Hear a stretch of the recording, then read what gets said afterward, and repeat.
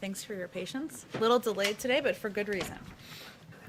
So I have a couple of items at the top. As you know, tonight the President will deliver his first primetime address to the American people at 8 p.m. Today marks the one-year anniversary of the shutdown due to COVID-19, and the President will speak directly to the American people about the sacrifices made, from the more than 500,000 lives lost to the millions of people who have lost their jobs, and the even millions more who have been impacted by the pandemic. He'll provide an update on the work of his team to address the greatest operational challenge the country has faced and the work his team has done to rapidly increase the number of vaccinators, and vaccination sites. And he will lay out the next steps he will take to get the pandemic under control.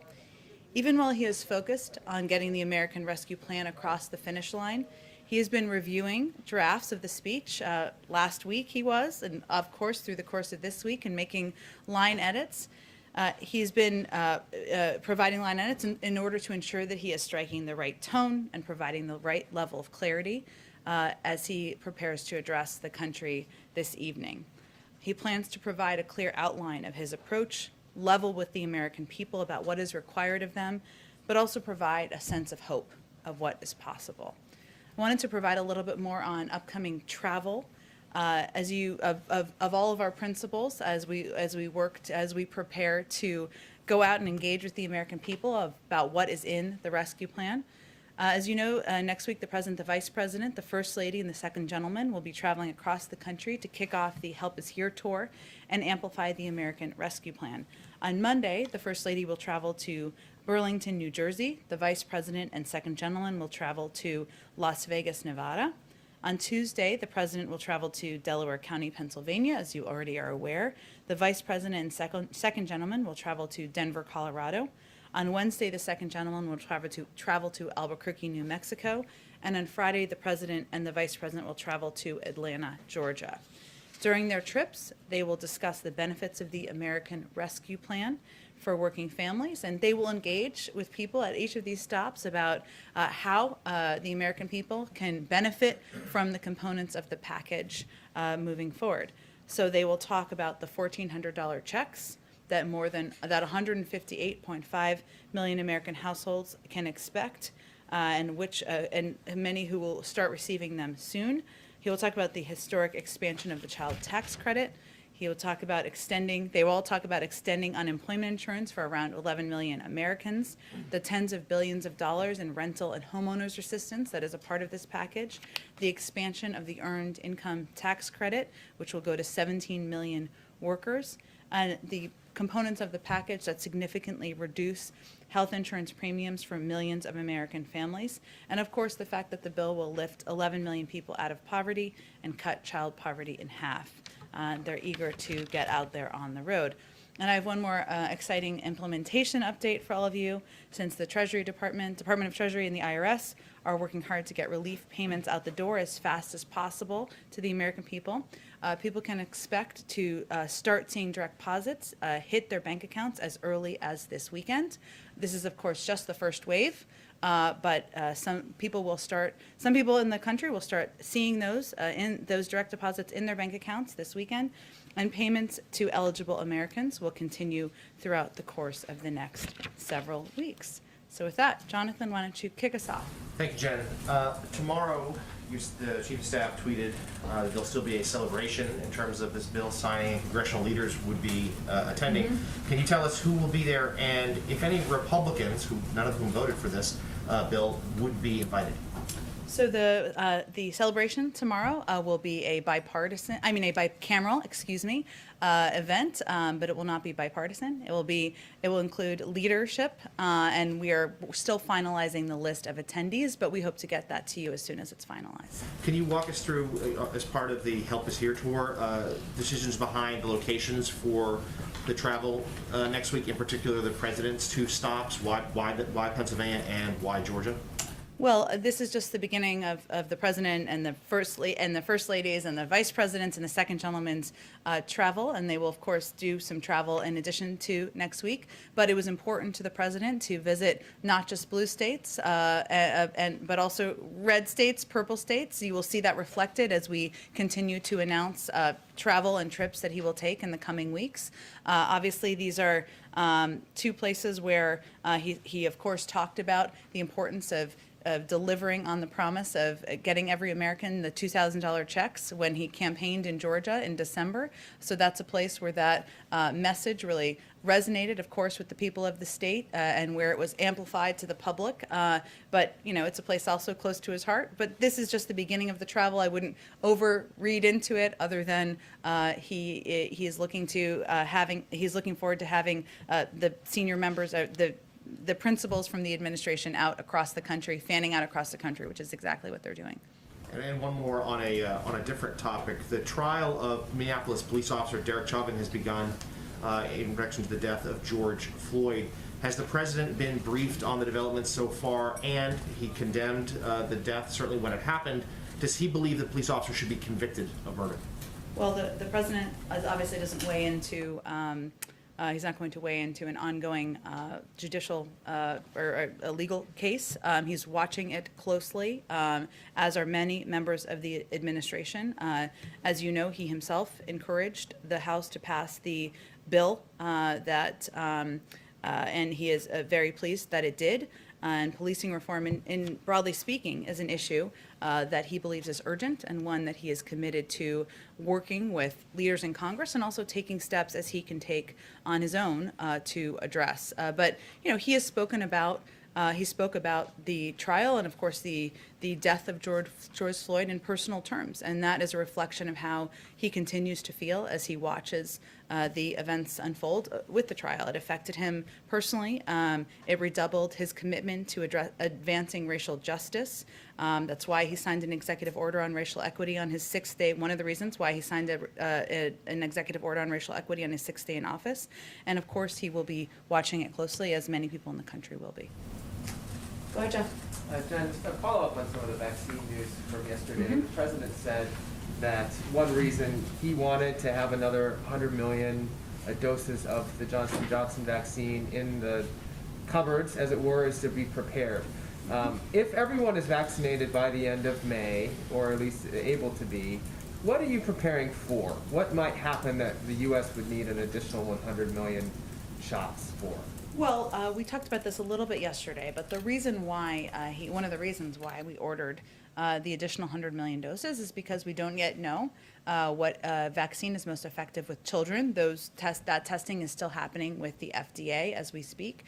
As you noted, he wants to be over-prepared and oversupplied. We're still looking at the impact of variants. This order of doses can also be used for booster shots, which is something that's also under review by the FDA. So he's just preparing to ensure we are ready for every contingency here in the United States. Of course, we want to be a part of the effort around the world to vaccinate people around the world in a range of countries. That's why we've provided $2 billion to COVAX with another $2 billion committed. We are the largest funder of global health in the world, and we've invested over $150 billion in global health activities since 2000. We re-engaged on day one with the World Health Organization, and we're continuing to engage. He is personally, and many levels of our administration are engaged personally with their counterparts about addressing this pandemic globally. But his first priority and focus is on ensuring that the American people are vaccinated, and once we are at that point, we will have a discussion about what's next. My understanding is the president directed this to happen yesterday, but the deal is not with J&J isn't yet in place. When do you expect the deal to be made? As soon I can get you an update. I can check with our team and see if there's what the final details are, but we certainly anticipate and expect the deal to fully move forward. Just one other vaccine question related to a story that my colleagues did from Europe. Has the U.S. told the European Union not to expect deliveries of COVID-19 vaccines from AstraZeneca that are made in this country? Well, I would say first we have conveyed privately what we've conveyed publicly, which is that our focus is on ensuring the American people are vaccinated. And of course, any company can work with any country around the world on the purchase of vaccine supply, and certainly that wouldn't be something the U.S. government would be directly engaged with. But in terms of the supply we have purchased, our first focus, our primary focus is on vaccinating the American people. That's what we've conveyed publicly and privately as well. Yeah, you said that a lot. But have there been any specific indications or conversations with the EU saying, don't expect this to come from our country, at least until the rest of this population is vaccinated? We have said publicly exactly what I've conveyed, which is what I'm conveying is we convey the same thing privately. Of course, any country can purchase vaccines from these manufacturers directly. Go ahead. Thank you. Mexico's president, Andres Manuel Lopez Obrador, says that people coming into the U.S. right now see President Biden, as the migrant president. Does the White House take that as a compliment? Migrant, give me a little more context. Well, he said they see him as the migrant president, and so many feel they're going to reach the United States. We need to work together to regulate the flow because this business can't be tackled from one day to the next. Well, first, it's Mexico is an important partner in ensuring we're addressing the flow of migrants from Central America through Mexico, and many to the border of the United States. We have conveyed privately and publicly as well that the majority of people who come to our border will be turned away. We certainly also recognize that because the president and our administration has made a decision that the way to humanely approach immigration is to allow for unaccompanied minors to come and be treated with humanity and be in safe place while we're trying to get them into homes and sponsored homes, that some more may have come to our border, and there have been, of course, a large flow of children across the border. We recognize that, but we made a policy decision because we felt it was the humane approach. But the facts are, the vast majority of people who come to our border are turned away, and the statistics bear that out. Okay, and then in terms of keeping COVID out of the country, does the White House think that it's a problem that travelers have to show a negative COVID test, proof of a negative COVID test, when they fly into the U.S. from any foreign country, but travelers don't need to show anything like that when they just walk across the border, as long as they don't go to a port of entry?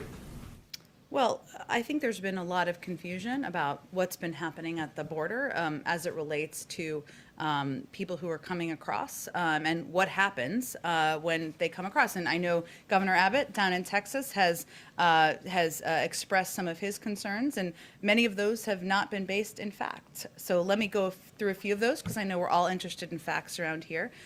One, Governor Abbott has referred to what's happening at the border as open borders, as us having an open borders policy. That is absolutely incorrect. The border is not open. The vast majority of individuals apprehended or encountered at the border continue to be denied entry and are returned under Title 42, as we've already mentioned. Also, he has suggested that we are not vaccinating CBP officers. Again, we like to deal with facts around here. There's no higher priority than the health and safety of our federal workforce. And the Department of Homeland Security and CBP has been clear that currently more than 64,000 frontline DHS employees, including members of U.S. Border Patrol, have received a vaccination. So that's another point just to provide full clarity. The other piece is the question about the testing of migrants at the border, or testing of migrants as they are coming across. And we have DHS and FEMA have stepped in and worked with local mayors, NGOs, and public health officials in Texas to implement a system to provide COVID-19 testing and, as needed, isolation and quarantine for families released from Border Patrol facilities. Their proposal and agreement would cover 100% of the expense of the testing, isolation, and quarantine. But Governor Abbott has decided to reject that. So there's a lot of confusion about these issues, and I just wanted to provide a little point of clarity here. But not asking about Governor Abbott, asking about President Biden in charge of the federal government. Why are the feds relying on NGOs to administer these tests? We've talked to people down at the border who say, that migrants are only tested if they show symptoms, that seems like a loophole. That's not an accurate depiction. There's an important role that NGOs, that local mayors, that local officials play in working together. And this is a proposal that was worked with DHS, with FEMA and others to help address and ensure that people are tested. And Governor Abbott, I raised that simply because he had raised a concern about that. And I wanted to be clear that we've put forward a proposal. So I think the question is, why is he standing in the way of local communities getting the funding and support they need to help with testing, isolation, and quarantining efforts? But again, just a question about Biden administration policy. COVID is COVID. COVID at the Dulles Airport Customs is the same as COVID in a border town. So I'm curious why it is that it's enforced for people flying in from other countries, but it is not a requirement by the federal government to test or to prove a negative test anywhere along the border except at a port of entry.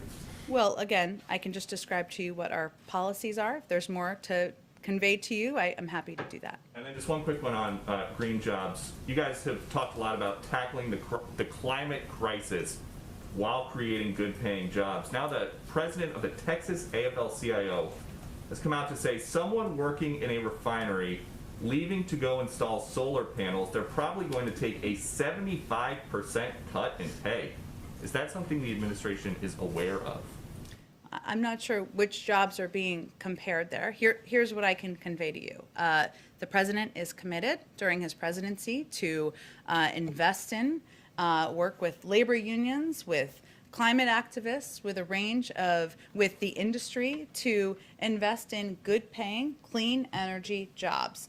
And he believes that unions have an incredibly important role to play in ensuring that those are high paying jobs, that those treat the people who are in them with the respect and value that they deserve through collective bargaining rights and a range of the benefits of union organizing, being a part of a union.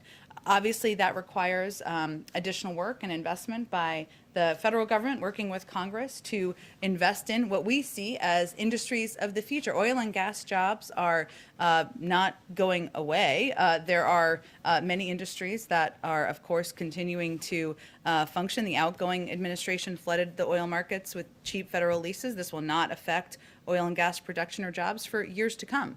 But what our objective is to invest in what we see as the industries of the future, where we feel is where the jobs are going to be moving forward. And the president looks forward to delivering on his commitment to doing exactly that. High paying, good paying, but equal paying? High paying, good paying jobs. I think we're comparing a little bit of, I'm not sure what specific jobs you're comparing. What I'm conveying is the commitment to ensuring that jobs in the clean energy industry will be high paying union jobs. That's what the president's objective and commitment is to. Go ahead, Caitlin. The White House has said that President Biden wants to look ahead to a return to normal in his speech tonight, but how does he do that while also striking the balance that 1,500 Americans on average are still dying from coronavirus every single day?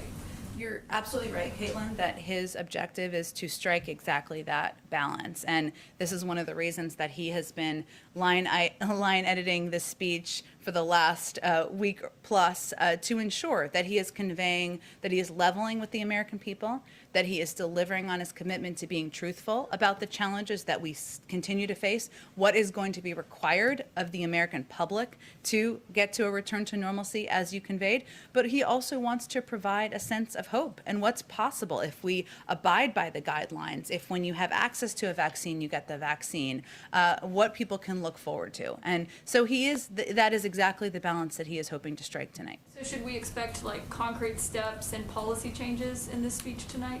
I think you can expect, this is his first opportunity, prime time, of course, to really speak directly to the public. We all have a conversation about a lot of these issues every single day. Most millions of Americans out there are living their lives, some of them, dealing with their kids in school, getting their jobs done, et cetera. And this will be an opportunity for many people to really tune in and hear from him on his plan, on what his team has done to date, what steps they've taken, an update since he took office, but also concrete steps he wants to take moving forward. There will be some news in the speech, but it is really about laying out clearly for the American public what steps he's taken, what his team will do, and what is expected of them as well. And since he's just signed this bill, has he decided who is going to oversee the implementation of it? And then on the ceremony tomorrow, you have some Republican senators who did not vote for this bill now touting parts of it. What is President Biden's response to those Republicans like Senator Wicker? Well, we invite them to work with us on the agenda moving forward, because clearly the bill that the president just signed into law is something that the American people are excited about, that people will benefit from as soon as this weekend, as we conveyed. And we are hopeful that as the president talks about his Build Back Better agenda, has more meetings with members of Congress, we'll have more people on board from both sides of the aisle. And regarding who's overseeing? We are, as I mentioned yesterday, the president absolutely is committed to having a person who is running point on it. I don't have any personnel announcements today. One last question on the border. The administration has refused to call it a crisis, instead referring to it as a challenge and saying what you call it doesn't make a difference of how you're responding to it. But now today there are over 3,700 children, unaccompanied migrant children, in Border Patrol custody. They're spending on average over 100 hours, 4 days, in these facilities that are jail-like facilities not meant for children. So how can you say that's not a crisis? Well, I think what Ambassador Jacobson and Secretary Mayorkas were conveying, and what I've conveyed, is it doesn't matter what you call it. It is an enormous challenge. It is something that is front and center for the president. I noted yesterday, he had what is a regular meeting, but he had a briefing yesterday on the trip to the border. And there are a number of, while there are no final policy decisions, there are a variety of actions under consideration, including identifying and assessing other licensed facilities that can help add safe capacity for these children, relaunching, as we talked about over the last couple of days, the Central American Minors Program, accelerating the unification of children with vetted families, family and sponsors, steps like embedding HHS and ORR in the earlier parts of the process. So, the president is very focused and very in the weeds on the operational details here, and on taking and pushing his team to take every step that can be taken to address exactly what you noted, Caitlin, which is the fact that children should not, these Border Patrol facilities are not made for children, that we are focused on expediting the time they spend there, that these HHS shelters are not meant for permanent living, for anyone permanently living there, that we want to expedite the timeline between when kids cross the border and when they are getting to sponsor homes. So our focus here is on getting to the root of the issues and taking actions, and we don't feel the need to play games with what it's called. But aren't those the steps that you would take if it was a crisis that you had on your hands? These are the policies we're taking to address what we feel is a vital human challenge at the border. But what our responsibility here is to do is to project and convey what policies we're taking, what the president's commitment is. That's exactly what we're doing, and we don't see the need to put new labels. Go ahead. Jen, thank you. No Republicans voted for the COVID relief package, and they argue that this is the sixth package, and it adds to a deficit that's already $1 trillion this year alone. What do you say to that criticism, that ultimately this type of a sweeping piece of legislation will be a drag on the economy down the line? Well, I would say to them, we're in the midst of twin crises, from the pandemic to an economic downturn that is impacting tens of millions of people in this country. People are struggling to make ends meet. They are worried about whether their grandparents, their cousins, their friends are able to get a vaccine, and they are suffering because they're worried about the mental health of their kids who aren't back in school yet. And the president's focus is on addressing those crises. And I would send a question back to many of these Republicans as to why the deficit spending wasn't as concerning when they were giving tax cuts to the highest income, but now it's concerning when we're giving direct checks and relief to the American people. When you look forward at the rest of the agenda that President Biden has laid out, how do you get even moderate Democrats on board with another big piece of legislation, for example, his climate plan that has a price tag of $2 trillion?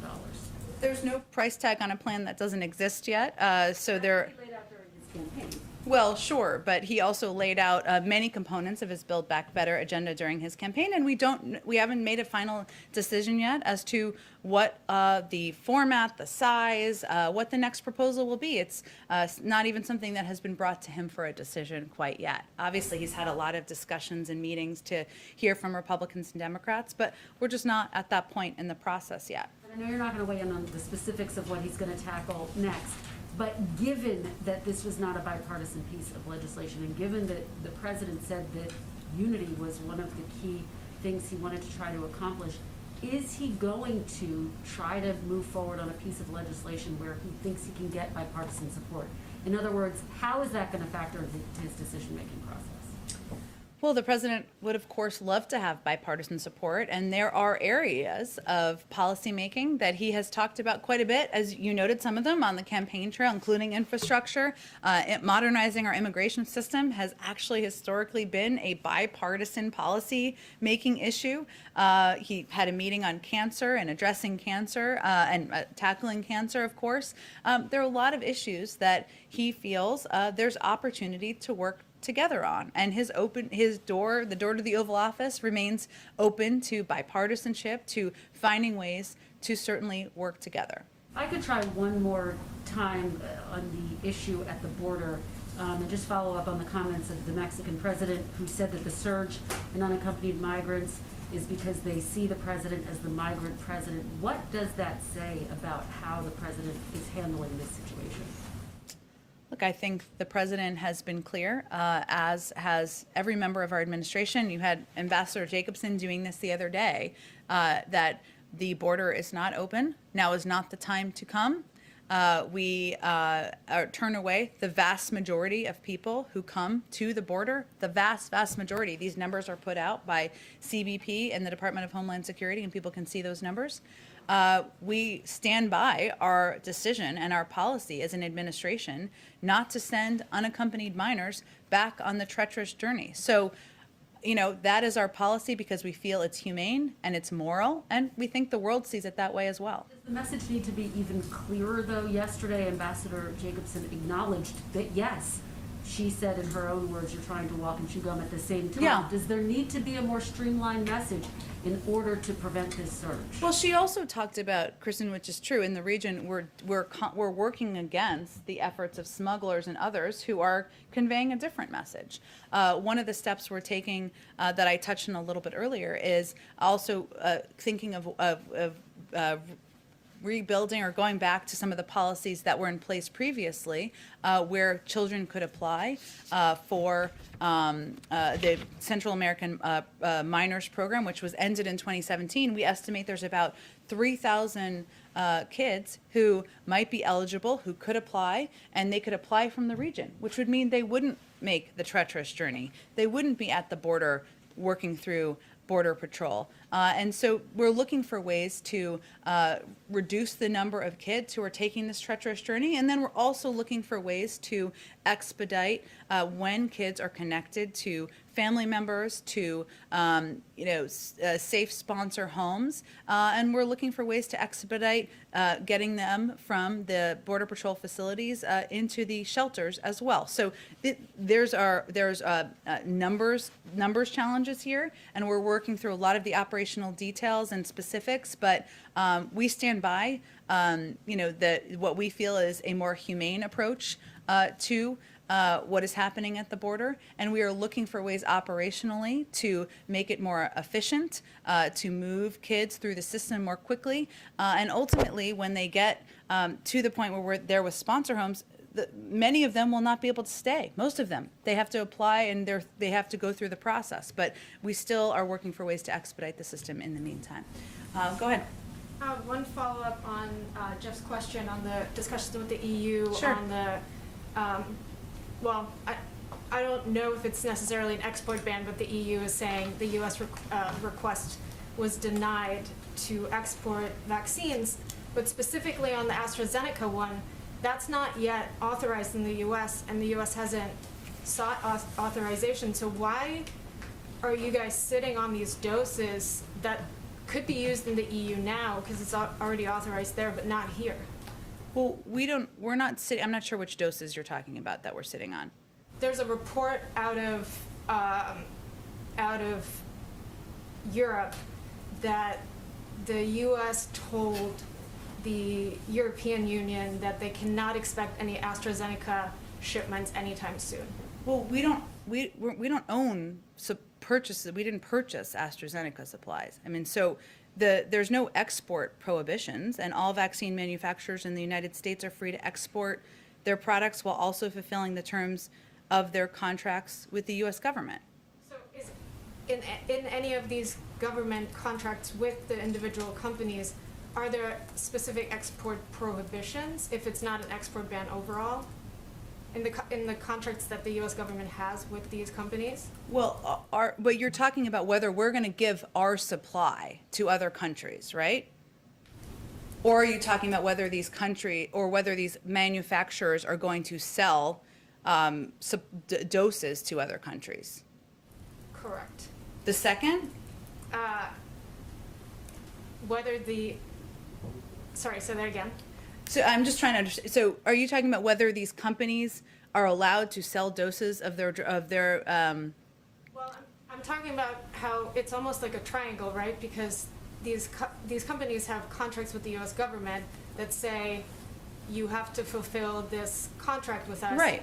And so is any of that prohibiting then exports of any of the doses produced here as to I the just European conveyed, Union? these are not export prohibitions. Vaccine manufacturers in the United States are free to export their products while also fulfilling the terms of our contracts. There are supply that they are producing for the United States, but they can also work with other countries. And Sorry, now I think Okay. we're on the same level. So okay, the contracts that you have with these companies, are there any specific, is there a specific provision in those contracts that would say you cannot export until you fulfill our contractual obligation with the U.S. government? I don't have any more details of the contracts, but obviously these companies can work with other countries on selling their products. Manufacturers can work with them with these countries directly. We have conveyed privately what we've conveyed publicly, which is our focus is on ensuring the American people are receiving the vaccine and that we are vaccinating the American public. That's our first priority, but we are also engaging with and working with the global community to figure out how we can get the global pandemic under control together, whether that's through financial contributions or through navigating with them how we can work together to address it. But we'll continue to evaluate as more vaccines become available in the United States. AstraZeneca isn't even approved at this point. Yeah. One other topic, completely different. You just said again, the president hasn't yet made a decision on the next legislative package or what it will be and when Yeah. it will be unveiled. Seems to be a little bit of momentum led by Senate Majority Leader Schumer on a package that is like a broad sort of countering China package. Is the White House coordinating with the Senate Democrats on this? Are you in touch with them? And is the president sort of actively going to engage with this effort? With the proposal by Senator Schumer? Correct. I'm certain if Senator Schumer wants to discuss it with him, he's happy to discuss it with Senator Schumer, with Leader Schumer, but I would expect the president's agenda moving forward will reflect the Build Back Better agenda that he talked about on the campaign trail, but the order, the size, the timeline has not yet been determined. Go ahead. Thanks, Jen. I have a couple of foreign policy questions Okay. specifically on Africa, but I just want to pick up something that you discussed with earlier about the Central American Miners Program. Sure. I just want to make sure that I understand you correctly, that you were presenting that as sort of like an immediate solution to what's happening at the border by saying that this will take about 3,000 kids. Well, what I don't understand is that, first of all, what's going to be processed are the kids who were already in the process and it was stopped in 2017. And then State Department will continue to process a new application. So that process in itself takes months, no? That they will be prioritized. The process was stopped, as you noted, in 2017, and the kids who were eligible then will be prioritized. So it's not an immediate solution to what's happening in the border. I don't think I said that. I don't have a timeline for you, but it is what I actually, if you were listening earlier, I gave a number of steps, actually. That's one of the steps. The other steps and address some of the things that you just raised, including the fact that we are working to find ways to accelerate the unification of children with vetted families and sponsors, embedding ORR and HHS in earlier parts of the process. We're identifying and assessing other licensed facilities. So this isn't a challenge that's going to be addressed through one step.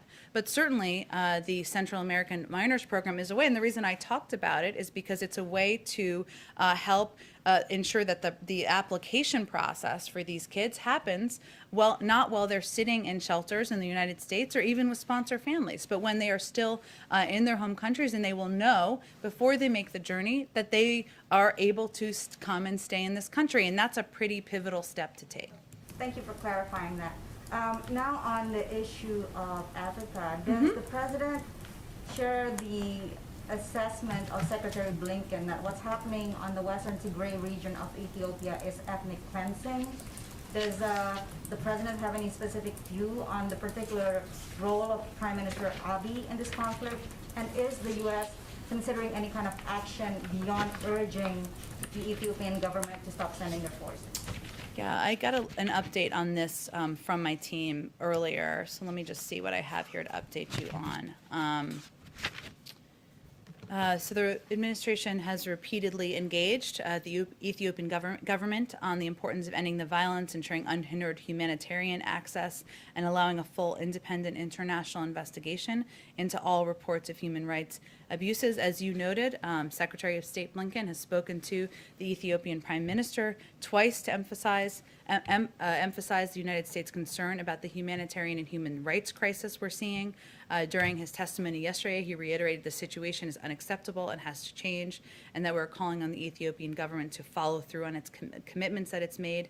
And also at the UN Security Council, Ambassador Linda Thomas-Greenfield has reaffirmed U.S. commitment to working bilaterally and multilaterally to help secure an end to the violence. So the president is deeply concerned, highly engaged on this issue. He recognizes that we have very active ongoing efforts by our diplomats to try to move this forward to a better place, including getting humanitarian aid workers in with full access. And of course, he remains in touch and working closely with his Secretary of State.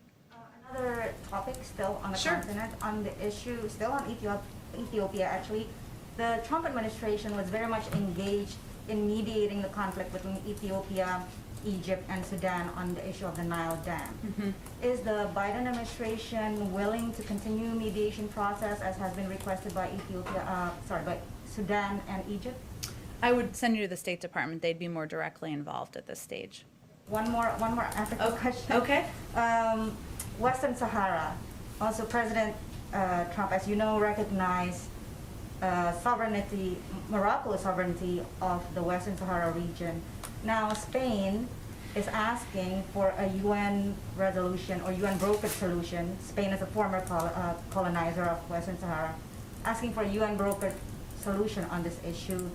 Has the administration completed its review on this particular Trump deal, because it does, deal with the overall Abraham Accords policy? And what is your position on it? As you know, we are reviewing all of the many Trump positions, including the Abraham Accords, but I don't have an update today for you on it. Go ahead. Yeah, I just wanted to go back to the border. Sure. My colleagues reported yesterday that the administration is looking at a NASA facility in California to house some of these unaccompanied children. Can you talk a little bit about the plan to identify and find space for them? What sort of facilities are you looking at? I don't have a list of facilities, but I will convey that we are, or reiterate, that part of our effort and our focus and what we're prioritizing is identifying and assessing licensed facilities that can help add safe capacity for these children. And even with the update in CDC guidelines that we've talked about a little bit this week that allows for greater capacity safely at these facilities, we still want to ensure that we have facilities that are safe, licensed, and prepared to house children, so that we can move them quickly from the Border Patrol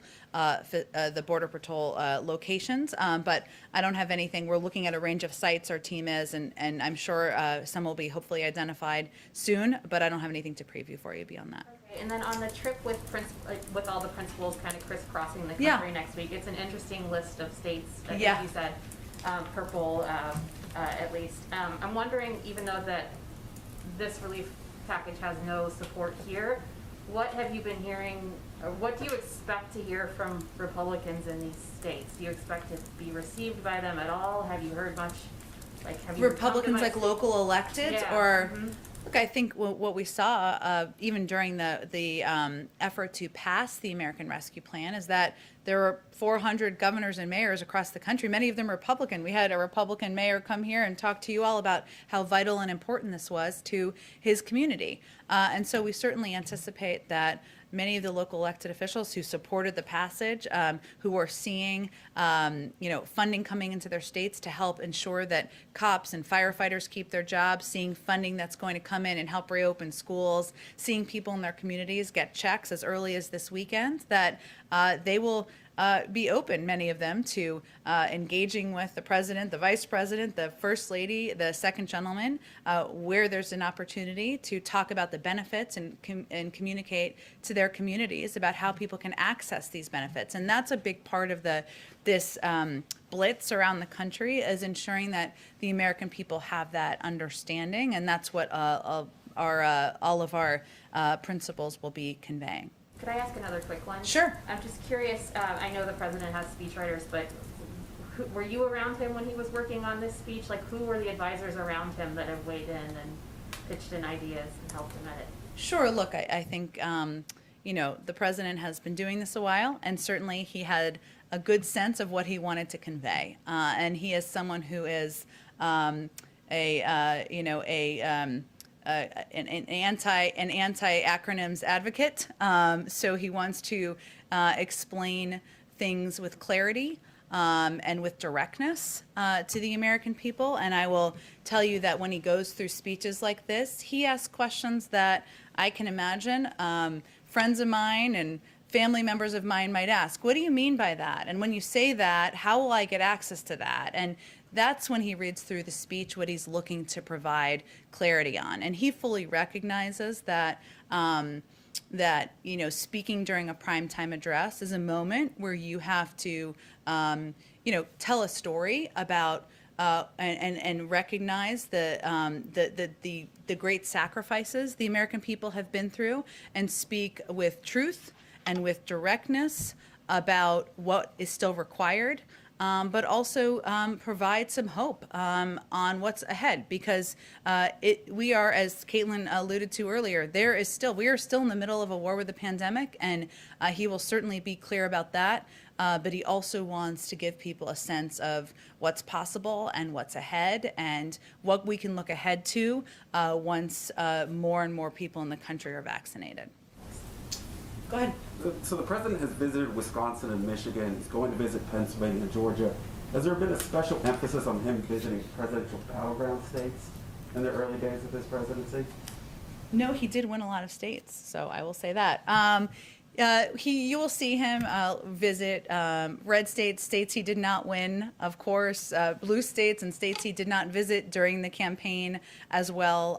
So that is certainly part of his desire and interest and commitment, and something we've also talked about quite a bit, because he is committed to governing for all of the American people, not just people in blue states or swing states or purple states or whatever color you want to call them. And that is something he has a great interest in doing. And even when he also visited Texas, which is certainly not yet a blue state, but when he was there, he traveled around the state with Governor Abbott, because his view is that when we're addressing crises, whether it's a weather crisis or COVID or the economic downturn, that he's going to govern for all Americans and work with people of both parties. If I can ask just an unrelated question. So the relief bill includes subsidies for the healthcare exchanges and COBRA coverage. The president during the campaign talked about also implementing a universal public option, lowering the Medicare age to 60. Does he still plan to pursue those policy initiatives, and when can we expect to hear more on that from him? Yes. I mean, we're only on day 50. We've got a lot more time to go here. Buckle up. Yes, he is. Of course, this was his number one priority was getting this American Rescue Plan passed. Today is a very big day here in the White House, significant moment for the American people, of course, but he remains committed to and interested in pushing forward with the rest of his agenda and the commitments he made when he ran for president over the course of the last 2 years. Go ahead. You know, last June, then candidate Biden said, looking ahead in the first 100 days of my presidency, I've committed to creating a National Police Oversight Commission. Is that something that he still intends to establish within the first 100 days? He does. We have 50 days left. Look at all we've accomplished in 50 days. We have much more to happen in the next 50. Is there a timeline for when he will be? I don't have a timeline for you. This, of course, because when he came in, he knew that taking steps to get, addressing the pandemic under control, to get relief out to the American people, had to be what he spent his time doing. But of course, there's a lot he wants to do to address the 4 crises, as he's defined them, that are facing the country, and racial inequality is certainly one of them. He talked about, as you mentioned, the police commission when he was running, and certainly there's a lot more that he would like to get done from his agenda. Can I just ask one more question about the American Rescue Plan? Yeah. Following up on Caitlin's question, you've said that some of the money is starting to go out as soon as this weekend. So why Yep. has the White House not yet announced the person overseeing the implementation of the bill, and when can we expect that announcement? And then once that person is appointed, how will that person be working with the various inspectors general at the agencies and the Pandemic Response Accountability Committee to ensure adequate oversight? Well, it doesn't, the president believes it's a model, looking back at the Recovery Act, where having a person who can pull all the levers of government and engage with mayors and city leaders and community leaders is an effective means of ensuring that implementation is efficient moving forward. I only told you about the one person yesterday who's going to oversee this. So while I don't have personnel announcements for you today, it's also clear that that is not delaying our implementation. I mean, the Treasury Department, the IRS, will still be the ones who are implementing the direct checks or the direct deposits, which is what the majority of people will get. And of course, the Department of Education will still be the ones overseeing and working with school districts in order to get funding out to reopen schools. None of that is changing. We're just talking about a person to be the coordinator, but it doesn't delay the implementation of the bill. And of course, it's a priority to him and why he wants to have somebody in that position. Will that person be working with the inspectors general in the various agencies, though, to make sure that the money is going out as smoothly as possible and that there's no, I know that a lot of watchdog groups raised issues with how the money was dispersed under agencies in the Trump administration. So will the person overseeing implementation be looking at that to make sure that Well, that doesn't reducing waste, fraud, and abuse and preventing it is certainly a priority for the president. He's already taken steps to address that in the last 50 days, and certainly when he was overseeing the Recovery Act, that was a priority for him. So I'm certain that as we look to implementation, that will continue to be a focus of his as well. Go ahead in the back. Yeah, a question about the first meeting today of the U.S.-Israel Strategic Group. How important is it to President Biden that the U.S. strategy on Iran be coordinated with Israel, given the fact that the Israeli leader, Benjamin Netanyahu, doesn't like the deal, has been very vocal about it? We feel that you noted a strategy or a meeting today, I should say, that many here may not be aware of. I can share more details on that. But it's vital to the president and to the administration that as we are looking ahead to approaching diplomacy and moving toward a diplomatic track to preventing Iran from acquiring a nuclear weapon, that Israel will be a continued partner, will be regularly briefed, and that was true when the JCPOA was being negotiated and put into place to begin with, and certainly would be the case if this diplomatic track moves forward. So are you trying to kind of avoid some of the public acrimony that was evidenced when Joe Biden was vice president? And it's very clear that Benjamin Netanyahu doesn't like this deal. Well, it was clear for some time, and then once it was in place, I think many countries in the region were happy to have the direct visibility into what Iran was doing, to have inspectors on the ground, and certainly we're very familiar with the opposition as the bill was being negotiated, and we will continue to work with and directly engage with Israel if there's a diplomatic path forward, and even without that, they're an important partner, Israel is. But I would say it quieted a bit once there was a recognition of the benefit of visibility on the ground, and we don't have that now, and we haven't had it since the Trump administration pulled out of the deal. Just to follow up though, how concerned is President Biden of statements coming out of Israel, for example, from the head of the IDF, who so the military option is still on the table, that he thinks it's a bad idea to get back to this deal.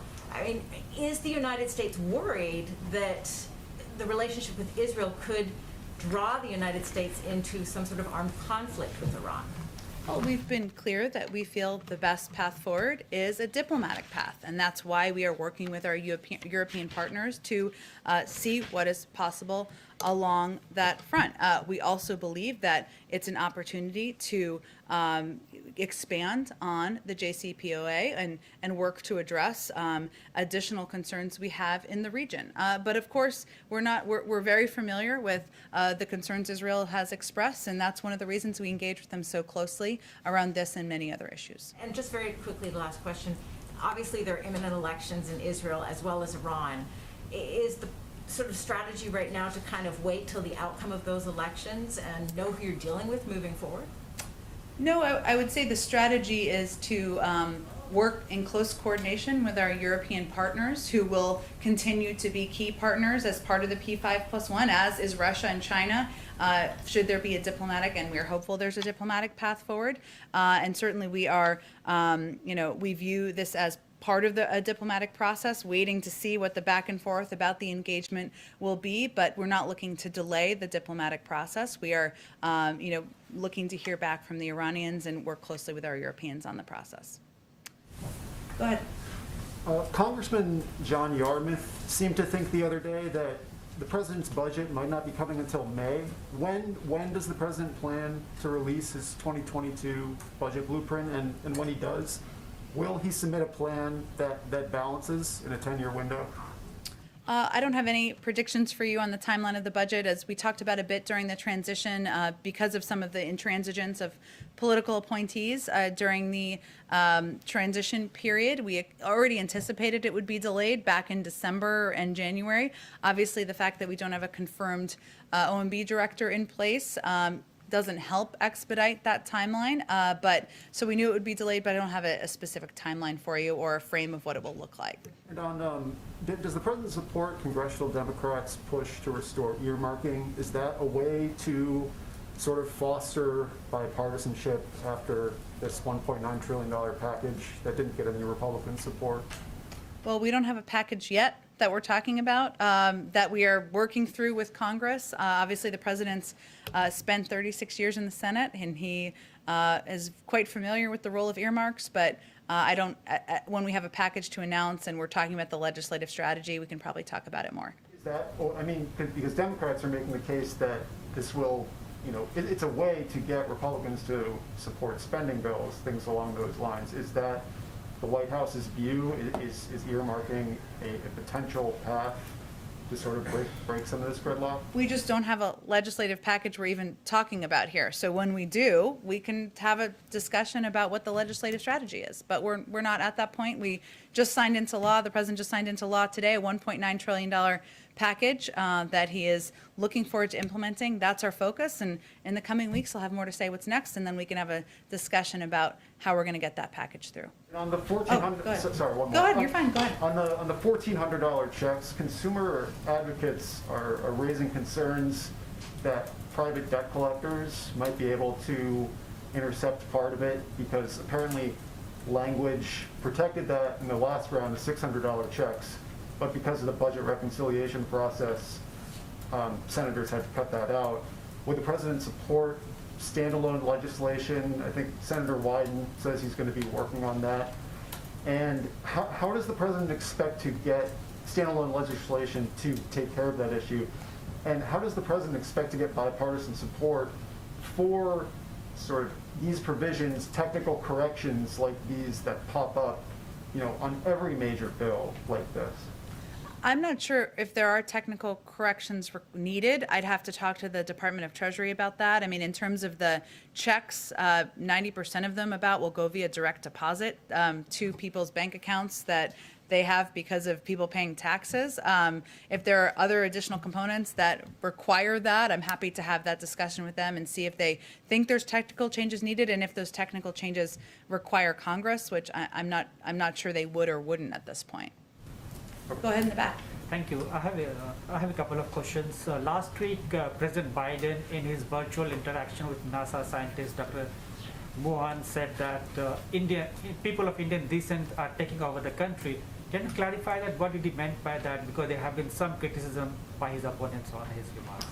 Well, I would first say that the president was just recognizing and honoring and valuing, or this was his intention, the incredible contribution of Indian Americans to science. He was speaking to an Indian American woman who is, of course, a scientist and an important part of the NASA team. And he also was, of course, recognizing the incredible contribution of his own vice president. And he just believes that it was a reflection of his belief that Indian Americans make a great contribution to the fabric of society, whether it's science or education or the government, and that was what he was trying to convey. Okay, a number of Indian Americans who came to this country as illegal immigrants and want to make this as a home, they feel that this administration is not much focused on resolving the issues related to legal immigrants, rather than they are more focused on illegal immigrants. What do you have to say on that? I would say you should write an article about how the president's immigration bill proposes a number of fixes or changes in the legal and legislative system to ensure that those issues are addressed, and we're eager to move that forward with members of both parties. I have one China question. Okay. Today is 50th day, and tomorrow President is addressing the Quad Leaders Summit, and a few days later, the Secretary of State and NSA are having their bilateral meetings in Ankara on China. After 50 days, what are the major asks from China? What do you want China to do so that to improve the relationship that the United States has with Beijing? Well, I would expect, obviously, this meeting next week.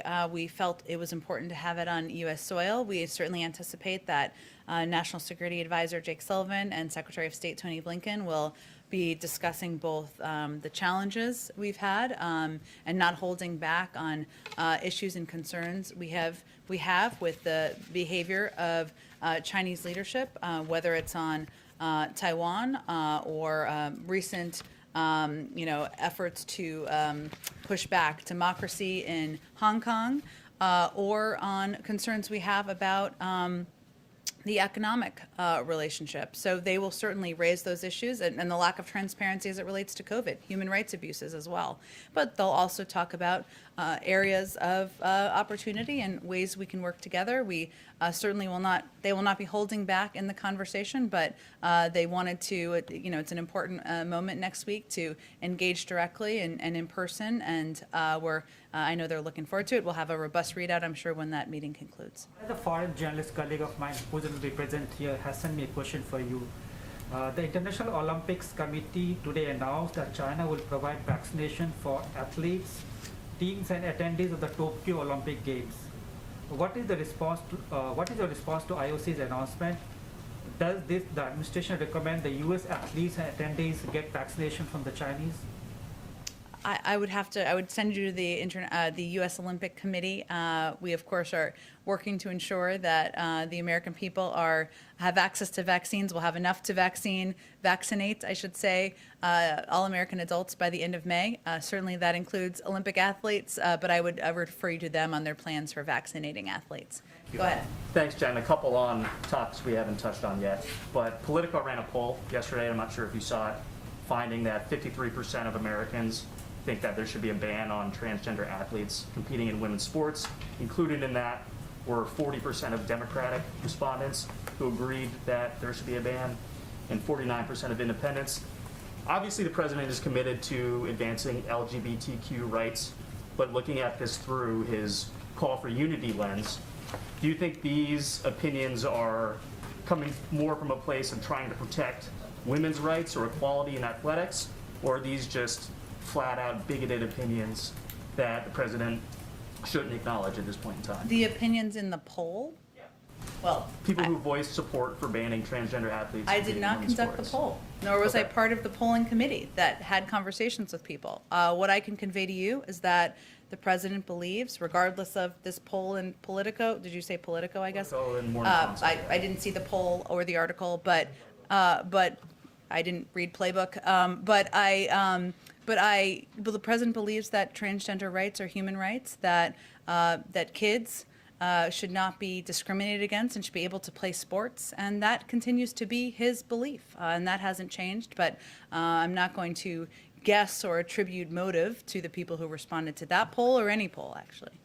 And then on the House's passage of these gun violence legislation bills today, has the White House been actively courting Republican senators to vote yay for this? Obviously, from a numbers standpoint, it's going to be a lot harder to pass there than in the House.